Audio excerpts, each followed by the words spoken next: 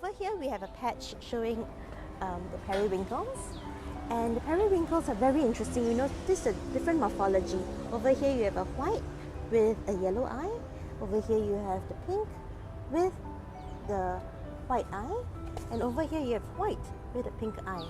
So you notice that these, although it's the same species, but they are different in terms of morphology due to epistasis.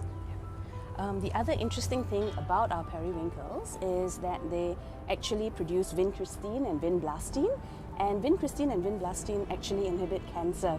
So in certain villages, certain rural villages, people who cannot afford cancer treatment actually take the plant and make tea as part of their cancer treatment, We also have the 4 o'clock flower over here, and as the name implies, it's actually a 4 o'clock flower, and that's why it's already closed here. But at 4 o'clock it will bloom, and you have different colors of the 4 o'clock flower. Here you only see this color, and the 4 o'clock flower actually shows co-dominance. Okay, and if the other flowers were flowering, then you would be able to see it, but at least you should be able to identify that these are your 4 o'clocks.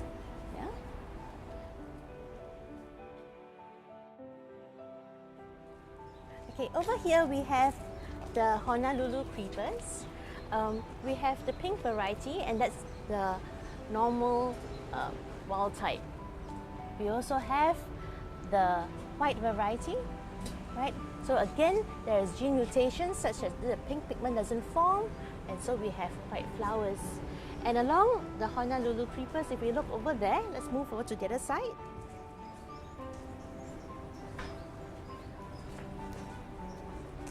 We will see the red beaver ants. The red beaver ants have secretions on their mouth that enable them to weave leaves together. Alright, and they also have acetic acid produced. So if you actually taste it, it is acidic and sour taste. An interesting thing about the red beaver ants also is that the males are haploid in nature, whereas the females are diploid, and that's how they determine their sex. The interesting thing about the weaver ants, and this we actually realized by chance. The weaver ants actually go and eat the caterpillars that found on the blood flower over here. So this is our blood flower, right? And this blood flower plant actually attracts the plain tiger butterfly. And the plain tiger butterfly will come and lay its eggs here, and when the caterpillars form, the weaver ants quickly come and eat them up. So these plants never actually get eaten up by caterpillars, and so as a result we always have some blood flowers in this patch compared to the other patch that we are going to show you now. So we'll just walk further down.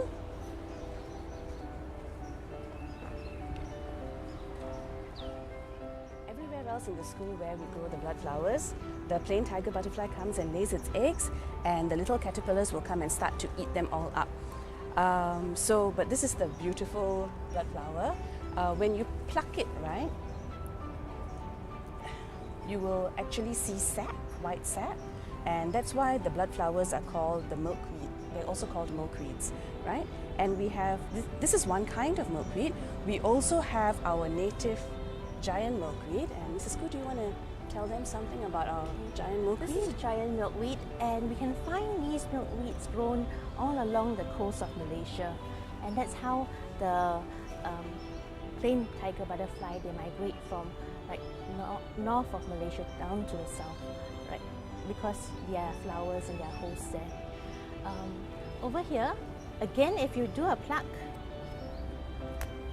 right, you will see that there is whitish sap that oozing comes out from here. You can just so this is the giant milkweed. So you can see it dropping out here. See, it's just oozing out from there. And these milkweed have some toxins in them, and the plain butterfly caterpillar will feed on it and accumulate those toxins. And hence, if you notice how the butterfly flies, they do fly very slowly because they are distasteful to predators such as birds. So the reason why we brought in the blood flowers as well as the giant milkweed, it was actually to attract the plain tiger, and we've been quite successful at doing that. Okay, so hopefully we can find a plain tiger today as well. Okay, I'll go catch one. Over here you can see, can Sorry? you zoom in on this? Over here? That is the egg of the plain tiger. Right, and one is about to hatch already because it's turning black. And once it hatches, it produces the Caterpillar over Caterpillar. here. And this is the caterpillar when it's kind of small. It will go through a few instars before it becomes a bit bigger and it pupates. But at least you got a chance to see it. And it's quite harmless, so you can actually pick it up. And you can put it on your hand. And it's fine. And when it's bigger, it will actually poop on you as well. And that's okay as well.